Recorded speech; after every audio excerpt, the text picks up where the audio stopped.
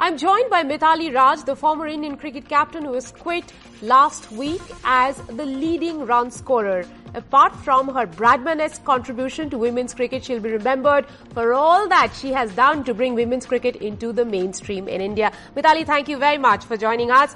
For half of your life, you have been in camps and packing your bags. Has it sunk in that there are things that you may not have to do anymore now?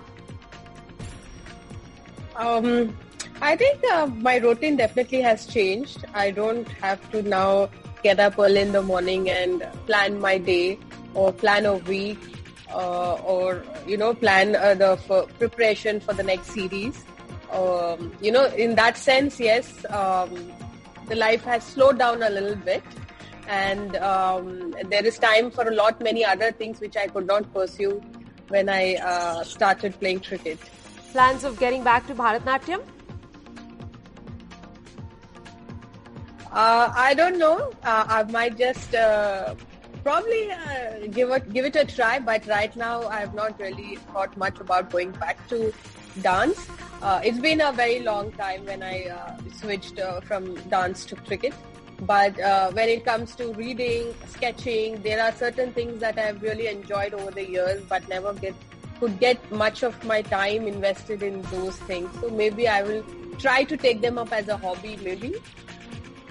Mithali, at what moment did you think that it was the right time to let go of a 23-year-long career? Was it after the loss in New Zealand? No, when it came to my retirement, I was very clear a couple of years back itself that World Cup will be my swan song. There were a few interviews which I've already mentioned that. I need to deal with the emotion of, the disappointment of the last game in the World Cup. And I didn't want to take any decision where my emotions are overwhelmed and I'm taking a decision, especially such a big one. I had to take some time to deal with that. And then I went to the T20 domestic tournament. I felt that, I didn't have the sort of the intent and the passion which with all these years I've gone to the ground.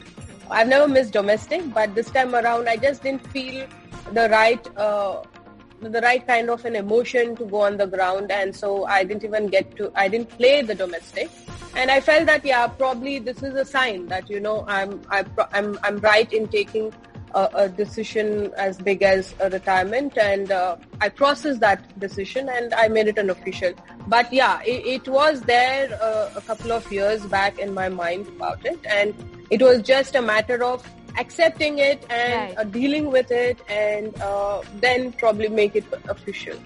Now that you've finished your career, if you were to sit down and watch your innings, which of the matches you would like to watch once again? I think all those important innings, maybe the ones in the 2017 World Cup. I've had few very good innings. The 2009 World Cup, I remember, it could be just a 40-odd runs, but it was against Australia, a match which we won in 2009. It's just unfortunate I don't have some of my best innings because back then it was not televised, so we didn't even have videos about it. But these are the few innings which I would have loved to watch. Mithali, in the mountain of your ODI records, what gets lost is your 214 in Test cricket, the highest score by a woman Test cricketer. Do you have recordings of it? Do you watch it anytime? I don't have a recording of it. It's just the memories that I carry and a bit of what my own teammates who've been around and been part of that Test game. Whenever we meet and we discuss, so there are a few things from their perspective. They tell me how they found my innings. So that's what is there about the 214. Mithali, what amazes me about you time and again is that you played more cricket than Sachin Tendulkar did, averaged nearly as much as Dhoni in ODIs. Your win percentage as a captain is more than Saurav Ganguly. Let me ask you, which is your favorite Mithali Raj stat? You just asked me a question that I wasn't prepared for. I think, the 7,000 odd runs in ODI would be, and you have 10,000 overall 10,000 international runs. Now, taking India to the 2017 World Cup final that was held in England, emotions were running high when you were going out for that toss at Lord's. Have you ever felt like that before or after?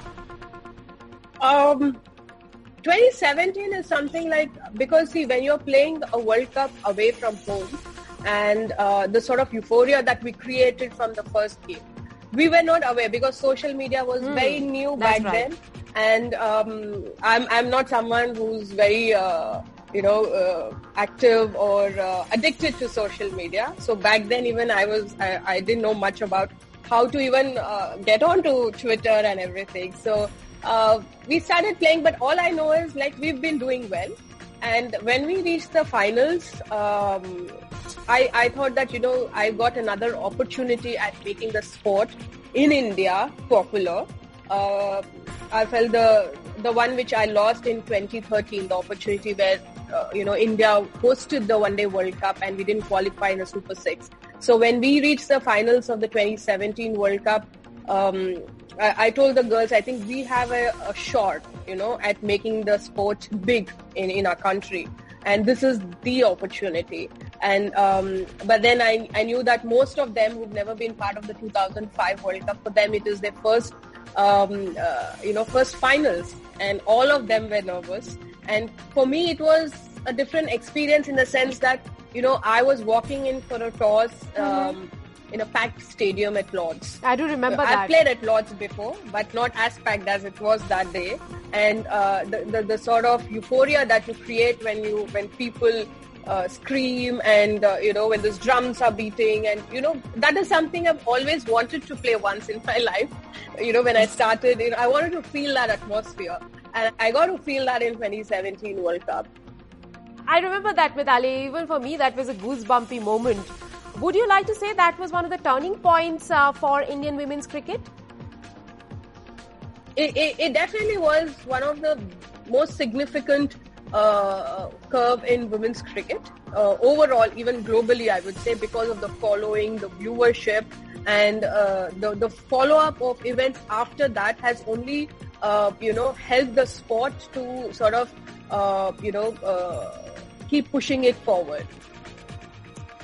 Mithali, what do you think will be the next biggest turning point for women's cricket in India? Would it be winning that ICC trophy or the women's IPL?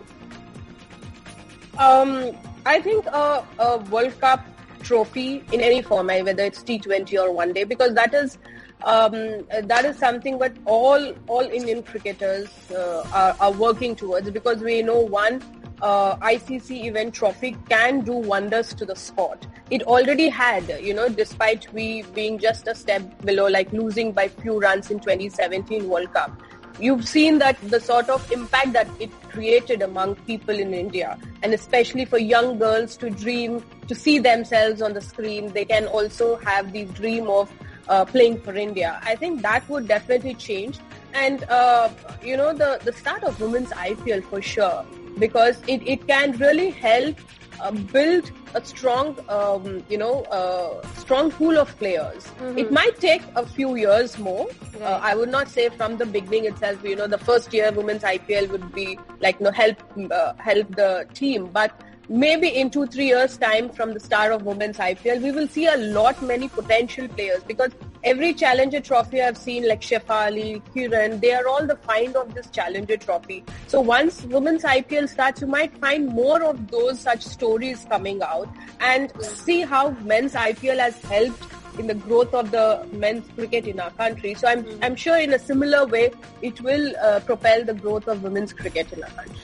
Talking a little more about your career, Mithali, I have seen you from the times that, you started 2005, 20 to 2015, those years spent in indifference and maybe desperation as well at times. What did it take for you to motivate yourself day in and day out? There are two factors. One is when you wear the jersey, when you are playing for India, there is nothing. You cannot think of getting onto the ground anywhere less than your 100%. So that has always motivated me, because I know that there's so many people's expectations, so many people's wishes are backing me. And there's so many people who played a role in shaping me as a cricketer, and I cannot let them down. And I'm carrying millions of hopes when I represent India in big events. So for that, if I have to stand up to those expectations, I have to be nothing less than my 100% each time I take the field. So that has been one of the biggest motivating factor. And second is that I've never believed in mediocrity. And that also has always propelled me to work harder. Mithali, was there any friend, confidant or teammate who guided you in these years when, women's cricket was not that popular in India and you were navigating unknown charters? Well, I've got 3 friends. Harsha, she's my schoolmate. We still keep in touch. Someone who doesn't really understand much of the game, but she's always been that one person who's constantly praying.